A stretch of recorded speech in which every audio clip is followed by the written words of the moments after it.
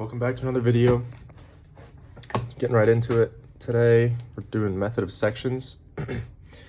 So the problem is determine force members BC, so BC here, CH, GH of the truss, and state if the members are in tension or compression. That's supposed to be tension or compression. So what method of sections is basically is breaking the truss into sections. So in this case, since we're trying to get BC, CH, and GH, we're essentially gonna kind of split this truss down the center right here between all of these force members, okay? So make sure, before we start, copy down this picture with the dimensions and everything so you can get started. And then come back when you're ready, or unpause. So first we got to find these support reactions. So there's a pin at A, so you've got a horizontal reaction and a vertical reaction. And there's a roller at point E, so there's just a vertical reaction. So first, we can easily solve for the horizontal reactions, and since there's just AX equals 0 because there's no other horizontal reactions or forces, so AX is just equal to 0. And then we can take the moment about the point E to solve for AY, since we're going to want to solve for AY because it is on the side that we are going to do the method of sections with. So we're choosing this side because there's less stuff to deal with. So we're going to want to solve for AY, support reaction. So we're going to take the moment about E so we can solve for AY. So we're going to have negative AY is a vertical force, and that, pretend along the line of action, this pin, it would push this beam or this truss this way, and that would cause a clockwise rotation, so that is going to be negative, times the distance of 16 meters, plus you've got a 4 kilonewton force, and along this line of action, it's going to pretend it started back here, it would push this truss counterclockwise over, that's going to be positive, so plus the 4 kilonewtons times 12 meters, plus 8 kilonewtons, same direction, positive, times 8 meters, plus the 5 kilonewtons times 4 meters, because we're using the force times the distance to point E for each of these. So AY, there's 16 meters. From B, there's 12 meters, and you get the rest, okay? So now is when we actually do, or step 2, we actually use method of sections. Okay, so we're going to assume that all other force members are in tension in this case. So I'm just going to start with 3 meters, 4 meters. I'm using this 3 meters and this 4 meters. We're going to have FGH, force GH. We're going to have, draw this vertical line here. We're going to have, and force CH, and then force BC. So as you can see here, this is basically a drawing of this section right here, that is cut down the center line right here. So these forces are just these right here. And then this is supposed to be, this triangle right here is just a little, it's not exactly to the same scale. But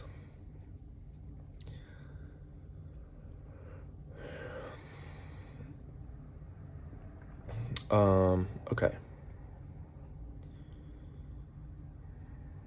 So if we want to look at this triangle right here, or like pretend like you're looking at this truss. So this is 4 meters, it's 3 meters high.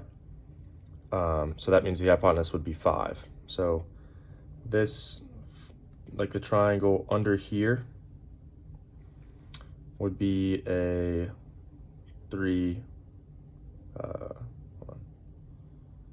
3, 4, 5 triangle. And then for FGH, you need this to solve for the forces. So then if you pretended there was a triangle right there for this angle, you would have, it would be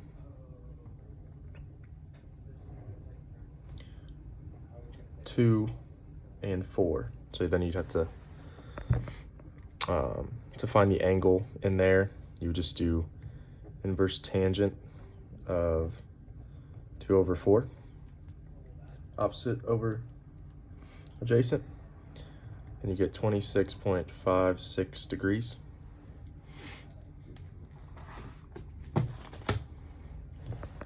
Okay, now that we have that angle, we can go ahead and get more into solving. So we can actually solve for FBC right now. If we take the moment, you can take the moment about a certain point. So this point right here is H. This is B. This is A. So we can actually go ahead and take the moment about H in order to solve for FBC. So we're gonna get the moment, sum of the moments about point H equals 0. So you're gonna have FBC times its distance to H, so that's the 3 meters, times 3 meters. And that is going to be positive because along the line of action, it would be pushing on this point and then rotating it counterclockwise. So if you turn FBC is back here and it's coming this way, it would push this vertical beam right here, counterclockwise, all right? So, and then also, what else would we have? We would have the,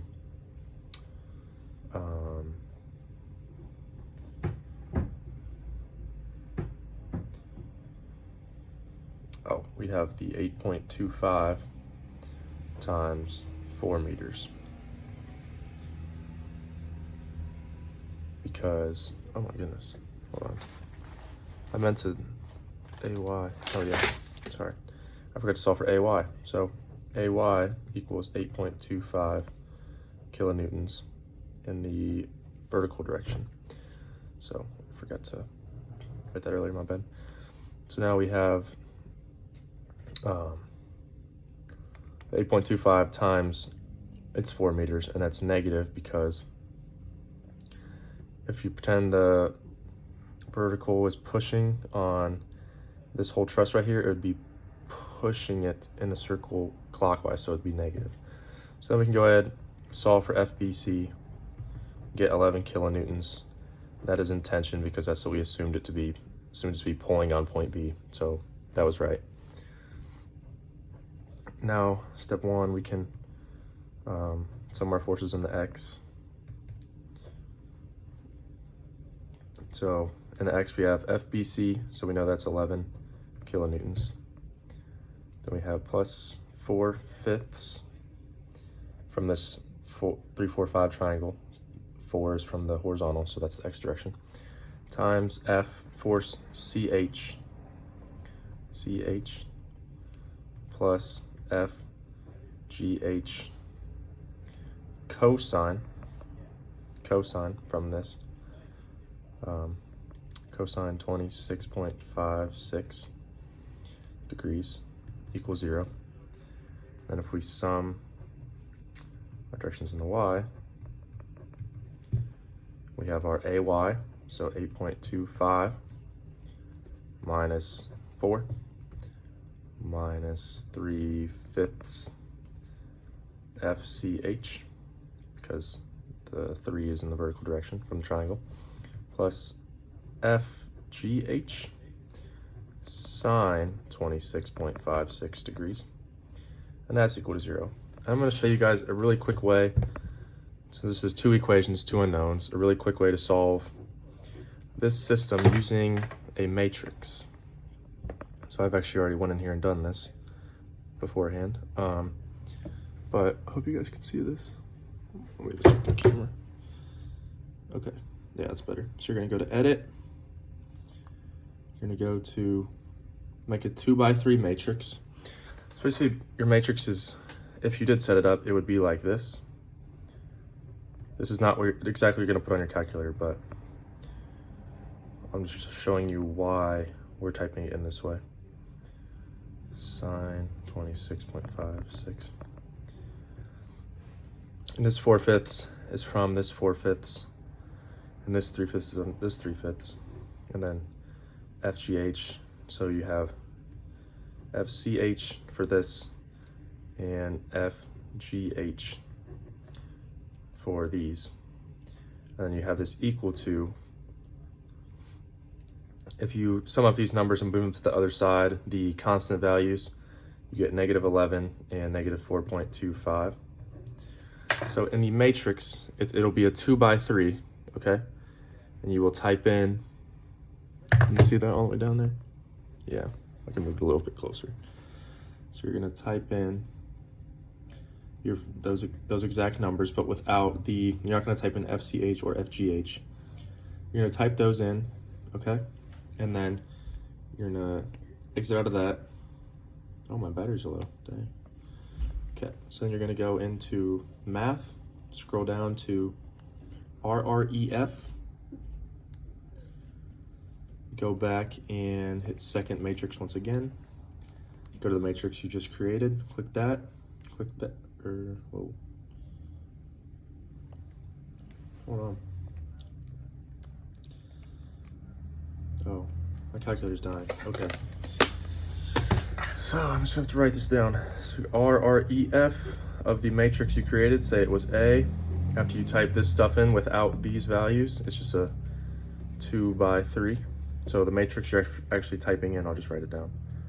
4/5, 3/5, cosine 26.56, sine 26.56, and then your -11 and -4.25.